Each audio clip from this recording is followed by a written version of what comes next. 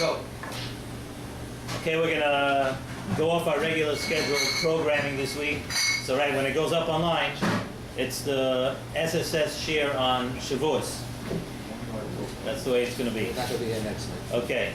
Right, and next week, let's just remind everybody, the next Thursday night we're not here. And you know why we have to say that? Because I've actually gotten calls from Eretz Yisrael, from people that watch this every week. And for them, next Thursday is not Yom Tov. So they're going to, right away, be looking for the Shiur Thursday night. So we're telling you in advance right now, Chag Sameach. And Mitzvah Shem, next year, we should all be zoichet to join you in Eretz Yisrael. And that's where the Shiur will be next year. The Gemara Masechta Shabbos, Daf Peiches Amar Aleph says, when the Yidden said Naseh before Nishma, 600,000 Malachim descended from Shemayim and came to and crowned each Yid with two crowns, one for Naseh and one for Nishma. That's the Gemara. The Gemara says that each person got two crowns, one for Naseh, one for Nishma. So the Mefarshim discuss at great length how great this actually was, that the Yidden were willing to accept the Torah without even knowing what was in there. It was an amazing thing, and today we all know about that. But the Yidden were ready to accept the whole Torah. So many of the Mefarshim discuss how great of a thing that was. And Lamaisa, that certainly deserves a crown. You're willing to do all the mitzvahs of the Torah without knowing what's in there, that deserves a crown. The question is, though, what is the second crown for? Very good. I understand what the crown for Nishma is. Because you're going to listen and do all the mitzvahs in the Torah. The crown for Naseh, we understand. Because you're going to do all the mitzvahs in the Torah. But what's the crown for Nishma? It's sort of an implied thing that if you're doing it, it means that you heard it. And what if you heard it and you don't do it, then you don't deserve anything. So the whole thing is really telling you whether you're willing to do it. So what is the crown for Nishma? So a beautiful word on this from Rav Zev Leff from Eretz Yisrael, Moshav Matisyahu in Eretz Yisrael, where we'll be joining him Mitzvah Shem next year. We'll be there. And Rav Zev Leff says as follows: Lamaisa, when the Bnei Yisrael accepted the Torah, they accepted it unconditionally, and that was it. However, in order for the acceptance of the Torah to be meaningful, Lamaisa, it couldn't be a one-time deal. It couldn't be a one-time deal to accept the Torah. What did they have to accept? They had to be willing to grow and to constantly work on what they accepted of the Torah. So Zakr Zev Left, that's the Nishma. The Nishma means that I don't just accept the Torah and what I have is what I get, and this is the way it is. The Torah is alive. The Torah is something which we always have to try to take more of. We always have to try to grow from that. And that's the Nishma. We have to constantly have our antenna out there. We have to constantly be listening. How can I learn more Torah? How can I grow? How can I adapt what I know that we should be a better person and that we should learn more Torah? The Gemara in Masechtas Brachos, Daf Samach Aleph Amud Beis, says a very interesting thing. The Romans decreed that the Yidden were not allowed to learn Torah. They weren't allowed to learn. And we all know that Rabbi Akiva went against the decree. Rabbi Akiva said, no, we're going to learn Torah anyway. So the Gemara says that Fupas ben Yehuda had a taina. He challenged Rabbi Akiva on this matter. He had a taina. He says, Rabbi Akiva, you're endangering all the Yidden. You're coming out learning Torah. The Romans decreed that you can't learn Torah. Rabbi Akiva, you're coming out and then you're putting us all in danger. So Rabbi Akiva, the Gemara says, answered with an analogy, with a mashal. What did Rabbi Akiva say? Rabbi Akiva said that there was a fox, and the fox asked the fish in the water. He said, "Well, tell me, fish, what scares you?" So the fish said, "You know what scares me? What scares me is that a fisherman might come and sweep a net into the water, and we never know when a fisherman's going to come and sweep us out, and that really scares me a lot." So the fox said to the fish, "Listen here, fish, I'll tell you what, I have something to offer you. Why don't you come out of the water, live next to me in the sand over here, on the dry land on the beach, and I'll take care of you. I'll take care," right? So what? If you think, what a foolish fox. The fox thinks he's offering the fish a deal. offering him a good deal, right?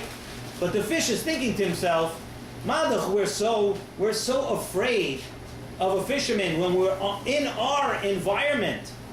And then we're still terrified, we're still afraid what the fishermen are going to do.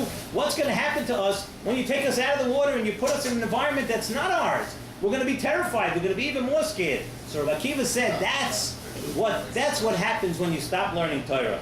He said, you think that if we stop learning, we're going to be more safe, you're going to have more security if you're not learning Torah. No, Torah is the only thing that can, when you're learning Torah, when you're doing what HaKadosh Baruch Hu wants, then you're in your environment. But if you stop learning Torah, you're not going to have any more security.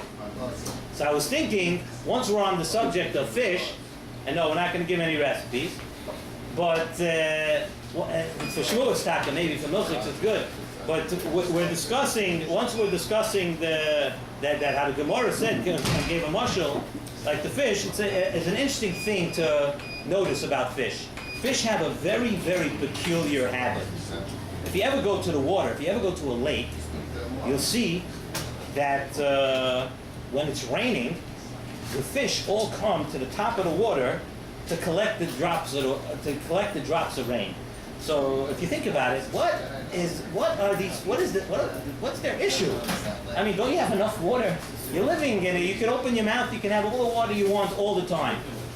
But what does a fish do? Every time a drop of water comes down, they're always coming up to the top to say, how can I get another drop of water? How can I get another drop of water? And this is like what a yid has to be when it comes to regarding the Torah. You know, sometimes I think to myself, I was thinking that sometimes we're very spoiled. We live in a town like Lakewood. And those of you around the world, yes, this beautiful restaurant here is in Lakewood, New Jersey. And we're very spoiled. We're all surrounded. We're surrounded by so many Torah-dic things. We're surrounded by Torah. And sometimes we forget that you also have to work on growing. That we also have to grow. You can't just rest on your laurels. You can't just be happy that we live in an environment of Torah. Each person has a responsibility to grow. Like we said in last week's parsha starts off, in b'chukoisai telechu. You can't be stagnant. You can't always be going. Torah demands of us that we constantly be trying for more, to grow and to do more. The Torah is alive. You have to always be going. You can't just say, I'm living in the town of Lakewood. I'm surrounded with so many yeshivas, so many yidden, so many Rosh Yeshivas, so many people, so I'll just be part of the crowd and I'll just sit here. You have to always be growing. And Be'emes, the Nesiv Shalom always has a theme like this, that by Yidden there's no such thing as a Yid standing still. A Yid doesn't stand still. A Yid is either you're growing or you're going backwards. And every opportunity that a person has in his life, everything that you meet and every challenge that you meet, every second you have a choice. What am I going to do with this minute? What am I going to do with this hour? What am I going to do with this morning? What am I going to do? You always have the opportunity, either you're growing or you're going backwards. And I once saw a very interesting analogy for this. It said life is sort of like walking up the down escalator. And that's how you have to look at it. Because you have to constantly be going. If you stand still for a second, you're not standing still. You're going down. You're going back down. Because there's so many influences and so many things that are going on in the world that if you're not actively working on yourself to grow, you're not standing in one place, you're going backwards, you're going down. It's a very interesting story about the Ger Rebbe. That's how the Ger Rebbe, the Beis Yisrael. The story they say is that a Yid once came to the Ger Rebbe, and the Ger Rebbe asked him, so what do you do? So he said, I'm learning in Or Sameach, but I'm not about tshuva. I'm learning Or Sameach, but I'm not about tshuva. So he said, the Rebbe turned to him and he said, why not? Why not? Every person, every second, you should be about tshuva. You should be thinking about what you did the whole day. You should either be doing tshuva, you should be thinking how you're going to grow and what you're going to do. And this is the theme that we're trying to bring out before Shavuos that's coming up this week. That we have to all realize that the Torah is alive. It's not something which, we live here, we're doing it, I'm learning my hour a day, 2 hours a day, 8 hours a day. A Torah is something that a person has to internalize and always use to grow. And just like you compare yourself to a fish, oh yeah, compare yourself to a fish. It's also a bracha to compare yourself to a fish. Just like the fish is surrounded by water and he's always looking for another drop of water. Just like Rabbi Kiva said, that our environment is when we're constantly looking for more Torah. So too, we have to look forward. We have to use this opportunity now to, when we're heading to a Kabbalah Torah, to taka be makabel on ourselves that until Shavuos and this year, we're not just going to learn Torah. We're not just going to be in an environment in Torah, but we're going to use every day and every minute to grow in Torah. And we should taka be zaycha, that we should be able to be zaycha to all these things and all these madregas for Shavuos. And next year, taka, we should be in Yerushalayim and Eretz Yisrael. And we should all spend the one day of Shavuos together, so Thursday night we could drive to the Shiur and be able to say it over.